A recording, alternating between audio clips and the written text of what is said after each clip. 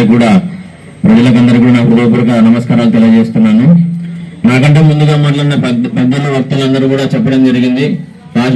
Rajasekhara Reddy sir దగ్గర నుంచి చూసుకుంటే ఈ రోజు వరకు కూడా ముఖ్యమంత్రులు ఎంతమంది పరిపాలించినా కూడా ప్రజల్లో ఒక చెరగని ముద్ర వేసినటువంటి ఫ్యామిలీ ఏదైనా ఉందంటే అది వైఎస్ ఫ్యామిలీ అని చెప్పేసి ఈ సభాముఖంగా తెలియజేస్తా ఉన్నాను. ఈ రోజు ఆంధ్రప్రదేశ్ ను ఒక మెడికల్ హబ్ గా తయారు చేయాలి.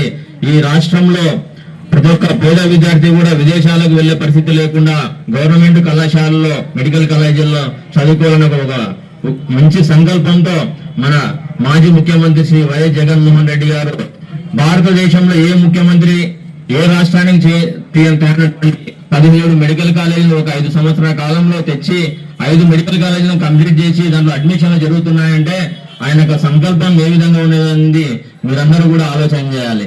ఈ రోజు 10,000 కోట్ల ఆస్తిని ఆంధ్రప్రదేశ్ ప్రభుత్వానికి ఇస్తే కేవలం 5,000 రెంట్కి ఈరోజు పిపిపి అని పబ్లిక్ ప్రైవేట్ పార్ట్నర్షిప్ కింద ఈరోజు కూటమి సర్కారు కార్పొరేట్లకు ఇవ్వడానికి సిద్ధమైంది. దీన్ని మనమందరం వ్యతిరేకించాలి. కంపల్సరీ అన్ని పార్టీలు కూడా ఈరోజు ప్రతిపక్ష పార్టీలు అన్ని కూడా ఏకమై దీని మీద గొంతు వినిపిస్తూ ఉన్నాయి. ఆయా రాష్ట్రానికి చాలా నష్టం జరుగుతోంది కూటమి ప్రభుత్వం నుంచి.